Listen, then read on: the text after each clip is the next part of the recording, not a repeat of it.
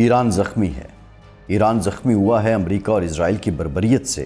ایران زخمی ہوا ہے ان وعدوں کے ٹوٹنے سے جو کئی بار کیے گئے۔ ایران زخمی ہوا اس وقت کہ جب وہ مذاکرات کر رہا تھا اور مذاکرات کے دوران اس پہ کئی بار حملہ کیا گیا۔ ایران کے ساتھ دھوکہ ہوا ہے، اور یہ بات اور اس کی حقیقت اس طرح کھلتی ہے کہ امریکہ کے نائب صدر JD وینس نے اس بات کا اعتراف کیا ہے کہ 49 سالوں میں پہلی بار ایران کے ساتھ سنجیدہ مذاکرات ہوئے ہیں۔ گو کہ یہ اس بات کی تائید ہے کہ جو الزام ایران امریکہ اور اسرائیل پہ لگاتا تھا کہ امریکہ کی جانب سے جب کبھی کسی بھی مسئلے پر مذاکرات کیے گئے، یا تو وہ ٹائم بائے تھا، یا تو وہ دھوکہ تھا، یا وہ سراب تھا۔ JD وینس کا یہ بیان اس بات کی تصدیق ہے کہ ایران ٹھیک کہتا تھا اور امریکہ کی جانب سے کئی بار دھوکہ دہی کی، یا انگریزی میں کہیں تو بیٹریل کی ایک بڑی تاریخ ہے۔ اب کی بار بھی جب ایران پہ حملہ کیا گیا، ایران کو زخمی کیا گیا، ایران کے بچوں کو گولیوں سے، میزائلوں سے چھلنی کیا گیا، ایران کی آبادیوں پر بم برسائے گئے، تو اس وقت بھی عمان میں مذاکرات ہو رہے تھے۔ بہرحال یہ دنیا کے سامنے اب سلسلہ عیاں ہو چکا ہے کہ ایران کے ساتھ ہونے والی زیادتی ہے، لیکن ایران نے بتایا ہے، دنیا کے لیے ایک نیا سبق، ایک نئی داستان رقم کی ہے۔ ایران نے وہ کربلا کی قربانیوں کی تجدید کی ہے کہ جس سے سبق یہی ملتا ہے کہ حق و باطل کے بیچ شاید کوئی اور راستہ نہیں ہوتا، یا حق ہوتا ہے یا باطل ہوتا ہے۔ آپ نے اپنے حق کے لیے لڑنا ہے یا آپ نے باطل کا ساتھ دینا ہے۔ ایران کی جانب سے مصالحتوں کو نظر انداز کیا گیا۔ ایران نے اپنی استقامت سے، مزاحمت سے، جرأت سے، اور سب سے بڑھ کے عسکری تدبیر سے امریکہ جیسی سپر پاور کو بھی چاروں شانے چت کیا ہے۔ اس کی مثال یہ ہے کہ آج ایران کی شرائط پہ مذاکرات ہو رہے ہیں، ثالثی ہو رہی ہے، اور ایران ماضی میں جو اپنا موقف دہراتا تھا، بڑی حد تک اسی موقف کو مانا جا رہا ہے۔ جو باتیں سامنے آ رہی ہیں کہ 15 میں سے 14.5 کے قریب نکات ہیں، ان پر عمل درآمد ہو چکا ہے، ان پر اتفاق رائے ہو چکا ہے۔ بہرحال یہ جو اتفاق کا عمل ہے، اگر یہ مکمل ہو چکا ہے تو اب یہ معاملہ صرف ایران کا نہیں رہا، یہ معاملہ آفاقی و عالمی بن چکا ہے، اور ساری دنیا کی نظریں بھی اس پہ ہیں۔ اور جس طرح کا دباؤ امریکہ پہ آیا ہے، امریکی صدر پہ آیا ہے، اس کی مثال بھی نہیں ملتی ہے۔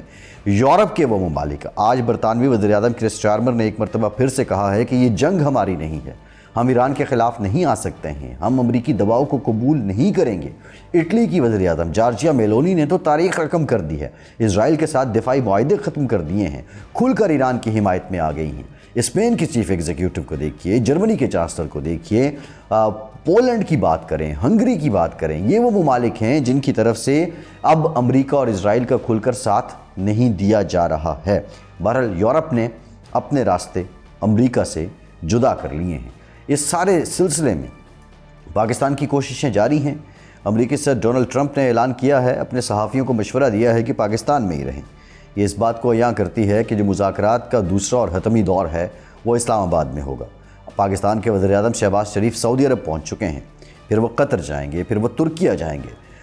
یہ کچھ رپورٹس آ رہی ہیں کہ یہ جو اختتامی مراحل ہیں، اس کے بعد ہو سکتا ہے کہ اسلام آباد میں ایک بہت بڑی تقریب ہو، اور اس تقریب میں جس میں معاہدے پر دستخط ہوں امریکہ اور ایران کے بیچ، اس شایانہ شان تقریب میں جو برادر ممالک ہیں ان کے سربراہان بھی تشریف لائیں۔ بہرحال یہ ابھی تک مصدقہ نہیں ہے، اس بارے کچھ کہا بھی نہیں جا سکتا ہے، لیکن پاکستان کی کوششوں کو آپ دیکھیے کہ ایسے وقت میں جب پرائم منسٹر پاکستان شہباز شریف سعودی عرب پہنچتے ہیں تو اس کے ساتھ ہی خبر آتی ہے کہ پاکستان کے فیلڈ مارشل سید عاصم منیر اپنے وفد کے ہمراہ تہران پہنچ چکے ہیں، اور تہران پہنچنے کی ان کی جو فوٹیج ہے وہ بھی آپ دیکھ سکتے ہیں۔ یہ انتہائی اہم معاملہ ہے۔ پاکستان وہ واحد ملک ہے کہ جس کا وفد تہران پہنچا ہے اس وقت میں کہ جب ایران اور تہران حالت جنگ میں ہیں۔ پاکستان کا وفد اس وقت پہنچا ہے کہ جب ایران کے لوگ زخمی ہیں۔ پاکستان کا وفد اس وقت پہنچا ہے کہ جب ایران کے لوگوں کو حوصلے کی، دل جوئی کی ضرورت ہے۔ اس بات کو بھی مت بھولیے کہ پاکستان ثالث ہے، پاکستان اپنے ثالثی کے کردار پہ، ثالثی کے مشن پہ، امن کے مشن پہ گیا ہوگا۔ پاکستان کے وفد کا اولین مقصد وہی ہے، لیکن ایران کے عوام کو یہ پیغام ضرور پہنچا ہے کہ پاکستان نے ایک مرتبہ پھر ویسی ہی ہمت کی کہ جب کوئی اس معاملے میں نہیں پڑ رہا تھا۔ دنیا کی بڑی بڑی طاقتیں، دنیا کے بڑے بڑے انسانی حقوق کے علم بردار، دنیا کے بڑے بڑے امن کا پرچار کرنے والے، دنیا کے بڑے بڑے امن کے علم بردار جب اس معاملے سے دور بھاگ رہے تھے، کوئی امریکہ کو یہ نہیں کہنا چاہ رہا تھا کہ اگر آپ یہ کریں گے تو اس کا مزید نقصان ہوگا۔ اس وقت اگر کسی نے کہا ہے، کسی نے کنونس کیا ہے تو وہ پاکستان ہے۔ آج پاکستان کا یہ وفد پہلا ملک ہے پاکستان جس کا وفد جنگ یا دوران جنگ بندی تہران پہنچا ہے۔ ایران کے لوگ یقینی طور پہ پاکستان کا شکریہ پہلے بھی ادا کر رہے ہیں، لیکن مجھے یہ یقین ہے کہ جو ایرانی بہن بھائی ہیں ہمارے، ان کا حوصلہ بھی بڑھا ہوگا۔ یہ کوئی مہمان آئے تو اس بات کی عکاسی کرتا ہے کہ زندگی یہاں بھی باقی ہے، سویلائزیشن یہاں بھی باقی ہے، اور یہ سویلائزیشن مزید طاقت اور طویل ہوگی کہ جب دوسرے لوگ یا دوسرے ممالک کے لوگ یہاں آنا شروع کر دیں۔ بہرحال یہ جو ثالثی کا اور امن کا پاکستان کا مشن ہے، رپورٹس یہ ہیں کہ اب یہ آخری مراحل میں ہے اور بہت سے معاملات جو طے ہو چکے ہیں اب ان کو فائنل ٹچ دیا جا رہا ہے، اور اسی فائنل ٹچ کے سلسلے میں پرائم منسٹر آف پاکستان خلیج کے ممالک میں ہیں، سعودی عرب میں ہیں، باقی ممالک بھی جائیں گے، اور جو فیلڈ مارشل سید عاصم منیر ہیں وہ اب تہران میں موجود ہیں۔ پاکستان پہ اس وقت تہران اعتماد کر رہا ہے، پاکستان پہ اس وقت واشنگٹن اعتماد کر رہا ہے، پاکستان پہ بیجنگ اعتماد کر رہا ہے، پاکستان پہ دوحہ اعتماد کر رہا ہے، پاکستان پہ ریاض اعتماد کر رہا ہے، پاکستان پہ انقرہ اعتماد کر رہا ہے، پاکستان پہ اس وقت دنیا اعتماد کر رہی ہے، نہ صرف اعتماد کر رہی ہے بلکہ پاکستان کا شکر بھی ادا کیا جا رہا ہے۔ اس سارے سلسلے میں جو جاگ اٹھا ہے یورپ، یہ بھی بہت امپورٹنٹ ہے۔ حد ہوتی ہے اس ایک بات کی، نیتن یاہو کے لیے بہت بڑا مسئلہ اس وقت بن چکا ہے۔ جو ہلری کلنٹن کی سٹیٹمنٹ ہے وہ بڑی سگنیفیکنٹ ہے کہ ماضی میں بھی نیتن یاہو امریکہ کی اسٹیبلشمنٹ کو اور امریکہ کی حکومتوں کو اکساتے رہے کہ وہ ایران پہ حملہ کریں، لیکن وقت نے ثابت کیا کہ موساد کی تمام انٹیلیجنس رپورٹ غلط تھی۔ یہ جو ایک ہوا بنا دیا گیا تھا، ادھر حملہ کیا، ادھر 2 گھنٹے کا آپریشن ہوا، ادھر تہران میں لوگ باہر نکلے، ادھر رجیم چینج ہوا، ادھر رضا پہلوی کا بیٹا آگے بیٹھ گیا۔ یہ ایک افسانہ تھا اور اس افسانے کو ریت کی دیوار ثابت کیا ہے ایرانیوں نے۔ بہرحال یہ سلسلہ جو امن کا ہے یہ آگے بڑھ رہا ہے۔ اسلام آباد ایک مرتبہ پھر سے منتظر ہے۔ رپورٹس یہ بھی ہیں کہ جو اسلام آباد کے ادارے ہیں ان کو ہدایات دے دی گئی ہیں، جو انتظامیہ ہے ان کو ہدایات دے دی گئی ہیں کہ وہ انتظامات کو مکمل کریں۔ اب یہ مذاکرات کل شروع ہوں گے یا 2 دن بعد ہوں گے یا اگلے ہفتے ہوں گے، اس پہ کچھ کہنا ابھی ممکن نہیں ہے کیونکہ حتمی دن کو ہی دیا نہیں جا سکتا۔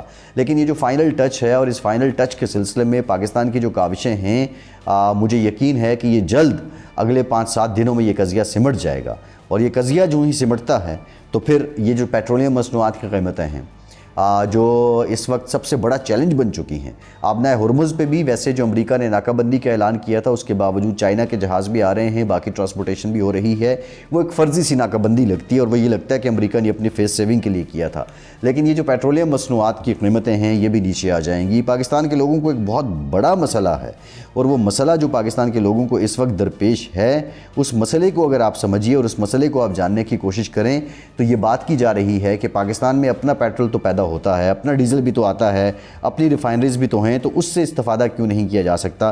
میں آپ کو اگر قصہ مختصر یہ ہے کہ پاکستان میں جو صرف ہونے والے ڈیزل یا پیٹرولیم مصنوعات کی قیمت مقدار ہے، اس میں اگر آپ کو موٹی سی بات سمجھا سکوں، صرف سمپل سی بات سمجھا سکوں، تو پاکستان کے اندر جو استعمال ہونے والا پیٹرولیم ہے اس میں صرف پاکستان کی جو اپنی پیداوار ہے وہ تقریباً 15% ہے۔ 85% ہم امپورٹ کرتے ہیں، اور اگر آپ پاکستان کا امپورٹ بل دیکھیں تو اس میں جو سب سے بڑی اور سب سے میجر امپورٹ ہے وہ پاکستان کی انرجی امپورٹ ہے۔ پاکستان جو آئل اینڈ گیس امپورٹ کرتا ہے، ہر سال تقریباً 17-18 بلین ڈالر پاکستان کو اسی امپورٹ کی مد میں دینے پڑتے ہیں۔ اور اسی سلسلے میں یہ جو ساری کہانی ہے، اس بارے جو میں آپ کو گزارش کر رہا ہوں، یہ جو بات آپ کو بتا رہا ہوں کہ اس میں پاکستان میں جو صرف ہونے والے معاملات ہیں، یا پاکستان میں صرف ہونے والا جو پیٹرول ہے، اگر میں اس کے اعداد و شمار آپ کو بتا دوں اور آپ اگر اس بات کو انڈرسٹینڈ کر سکیں، تھوڑی سی بات جو ہے وہ ٹیکنیکل ہے لیکن اگر آپ اس کو سمجھ سکیں تو جو پیٹرول ہے وہ پاکستان میں 10 سے 15% لوکل پیدا ہو رہا ہے، لوکل پروڈیوس ہو رہا ہے۔ ڈیزل بھی 10 سے 15% ہے۔